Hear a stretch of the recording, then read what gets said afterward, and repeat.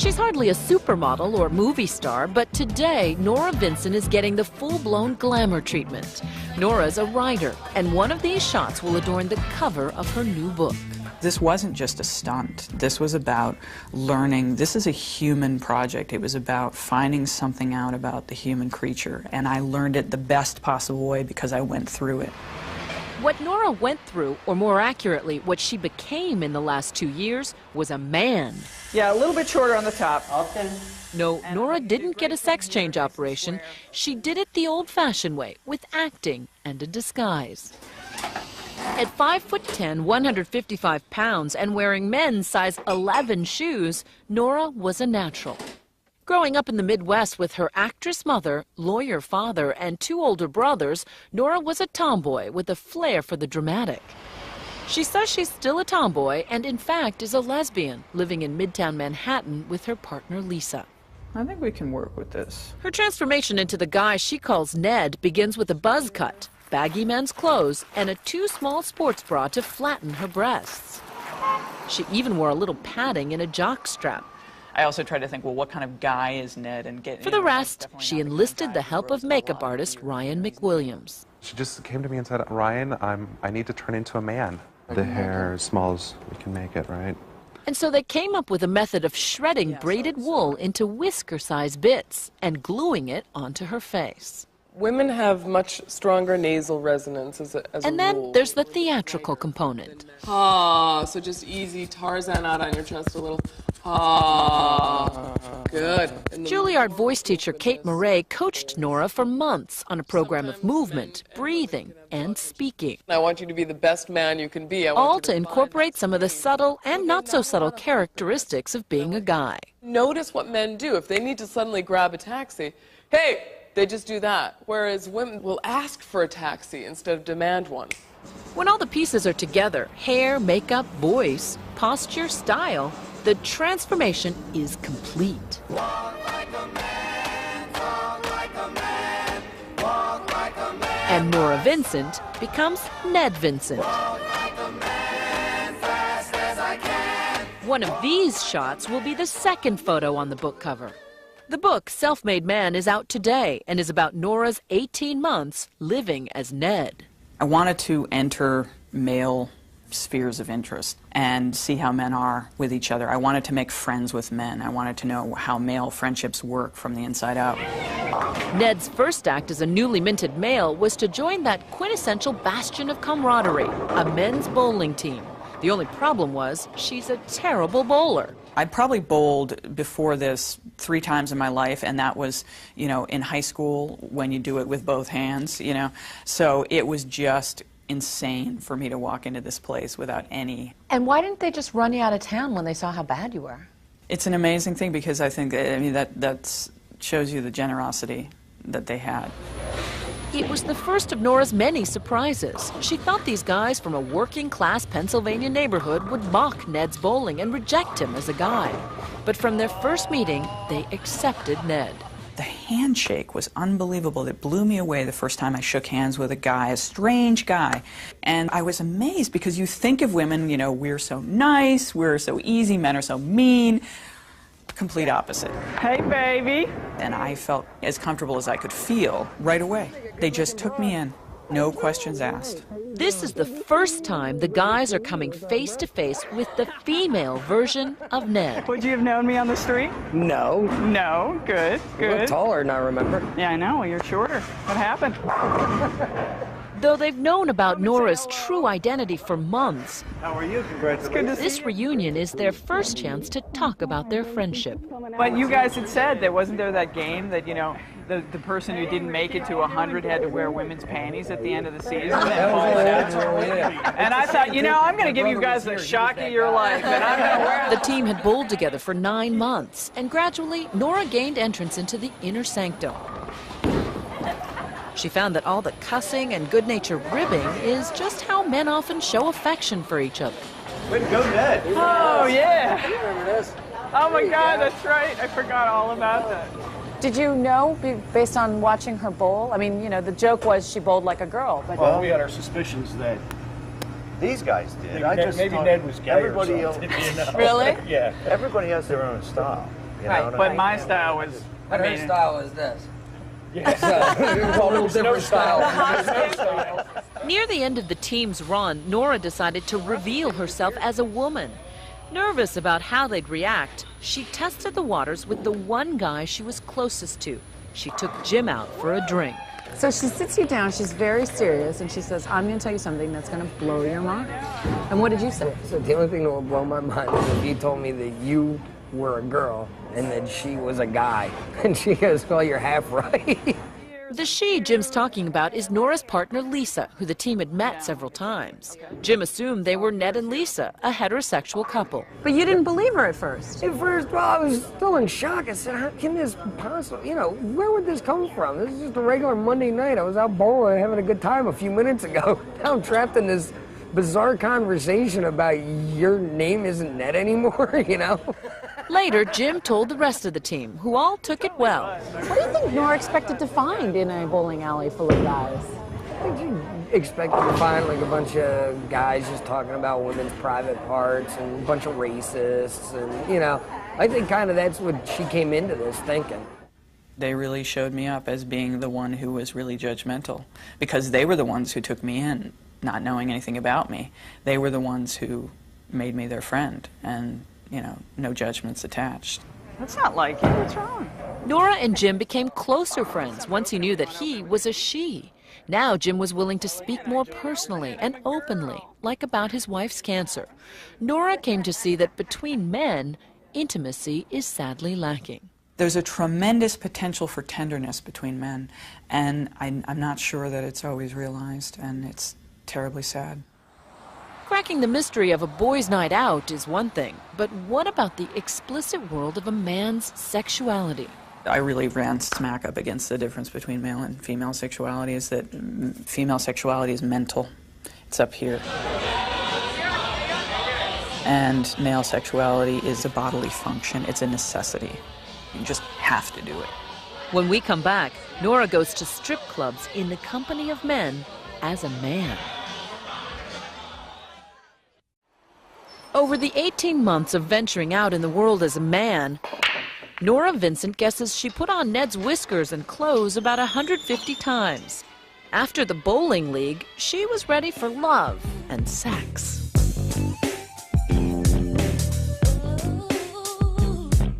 You went to a couple of sex clubs. What were you trying to get at? Well, at first I thought, this is sort of the quintessential guy thing to do, right? The bachelor party at the strip club. When I told people initially that I was doing this, they'd say, oh, you gotta go to a strip club. She says the clubs were obviously sexual, but once again lacking in intimacy, which leaves men emotionally frustrated. I saw the men there. I saw the looks on their faces. I saw them sitting alone, nursing their bourbon, and this is not about appreciation of women, of course. It's not about appreciation of their own sexuality. It's about an urge, and that's not always that pleasurable, really. These guys who go to these high-priced clubs would say, this isn't about pain, it's about pleasure. Men have had the tears and the emotional expression sort of pounded out of them from an early age, and so by the time they're men, they don't even have the vocabulary anymore, or the emotional awareness to really say what they're feeling. Nora says strip joints are about pure sex drive, completely empty of any meaningful interaction, even when a woman is gyrating on your lap.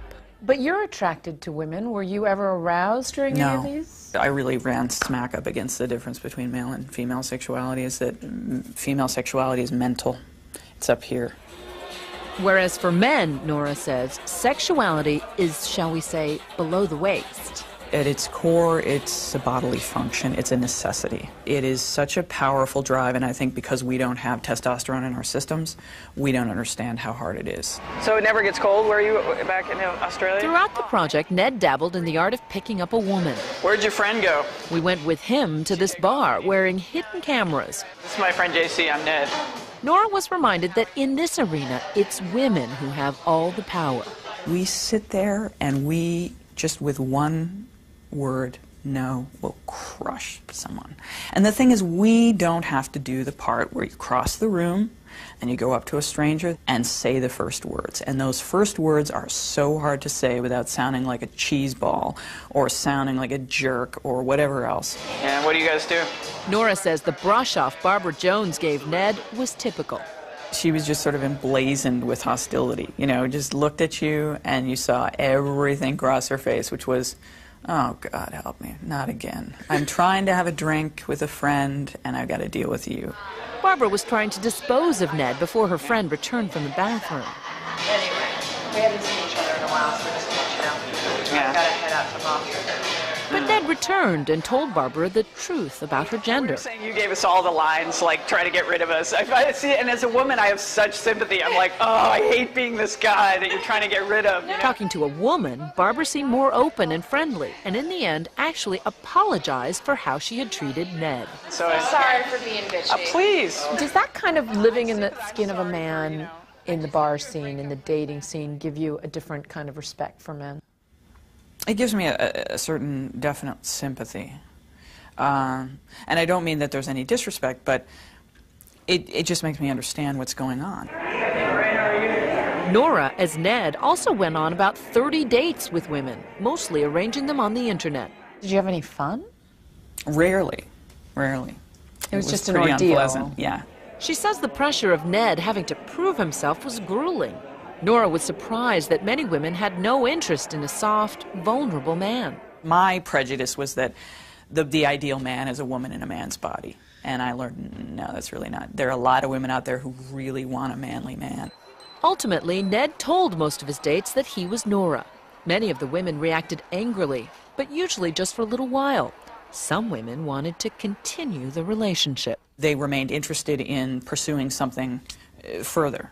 You know, so whereas... Sexually? Yeah. And that was heterosexual women who, that's what I'm saying. It's all up here. Because they said, well, we connected, and, you know, there's something, I really like you, and I don't care. How many guys would do that? That's the difference between male and female sexuality right there.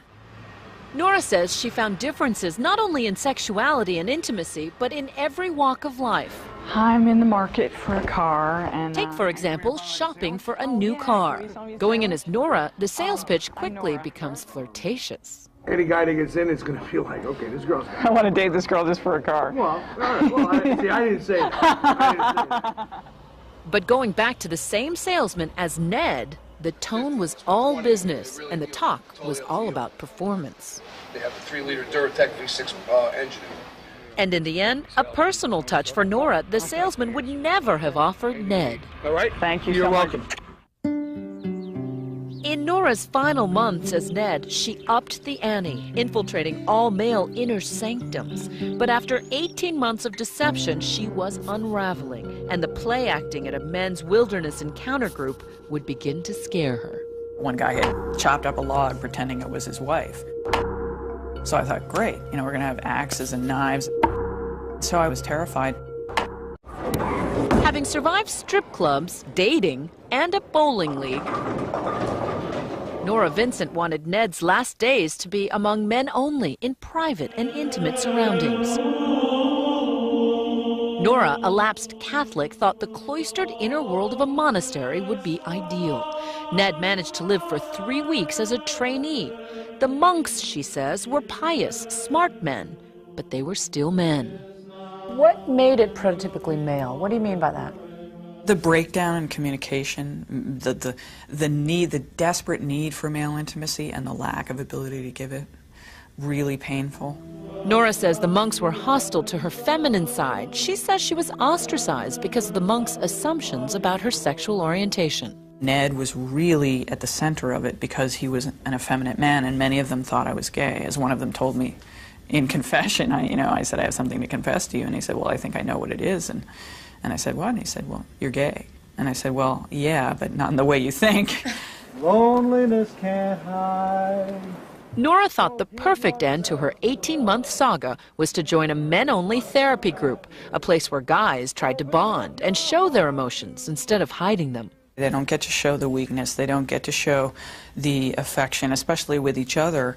And so often all of their emotions are shown in rage. And they kept talking about their rage, often their rage toward women and what they would do physically and violently towards women. Right. A lot of this was blowing off steam. It's sort of talking about the things that need to be said that you know you would never do. I mean, you know, they would talk about fantasizing about chopping up their wives or something. It's not that they would ever do that, but it was a way to get out the blackest thoughts. He doesn't like doing that work, but he can't quit. Nora began to empathize with the fear and stress men feel for having to always be the strong provider. The therapy leader, psychologist John Gornishelli, saw Ned's shyness as typical of a newbie coming to brave the group. A lot of the guys spoke to me after the retreat and said, talking to him, I felt like I was talking to somebody feminine. Once again, some group members thought Ned was gay, but no one suspected he was a woman. After 8 sessions, the group went on a backcountry retreat. But Nora's 18 months of being an imposter was closing in on her. The pressure of being someone that you're not and being the fear of discovery and the deceit that it involves piles up and piles up. So by the time I got around to doing this men's group, it was really reaching critical mass. On the retreat, her fear became palpable. And I was out in the woods with a bunch of guys who have rage issues about women, and I was in drag. And I thought, oh, God, you know, what am I doing? Nora was unraveling. She felt guilty about lying, as though she should be punished.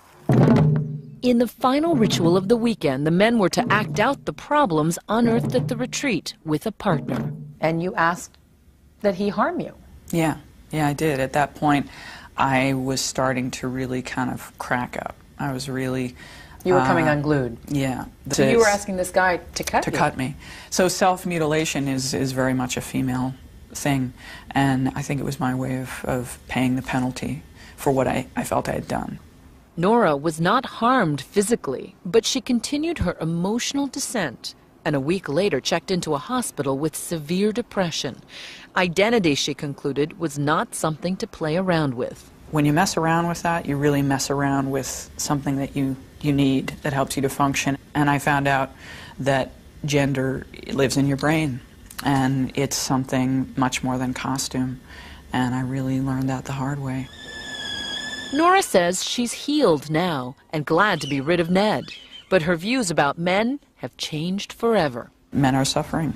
They have different problems than women have, but they don't have it better. They need our sympathy, they need our love, and they need each other more than anything else. They need to be together. Do you think women understand what it's like to be a man? Not at all. No clue. No idea. John Gornishelli thinks Nora's conclusions that men are just as emotionally vulnerable as women are important and will be taken seriously because they came from a woman. I said to her, this is going to be revolutionary, because it's been looked at as though men were the perpetrators and women were the victims. This is not and now, one last identity switch. Gornishelli has never come face to face with the real Nora. Hi, John. I'm Nora. Hi. It's wow. Bruce teaches, so we can never come to the meetings. So. And both John and Nora are happy she is a she. The irony is not lost on Nora that it took a trip into manhood to help her appreciate her own femininity. I'm so much closer to myself than I ever was, that I really like me. I really like being me, and I really like being a woman. Did you like being a woman before Ned? I did, but I like it more now, because I think it's more of a privilege. That's perfect right there. That's awesome like that. Nice. Bing, bing, bong, bong, bing, bing, bing, bing, bing, bong, bing, bing, bong. And nobody builds walls better than me, believe me. Bing, bong, bing, bong. I'm gonna bomb the shit out of them. Bong. We will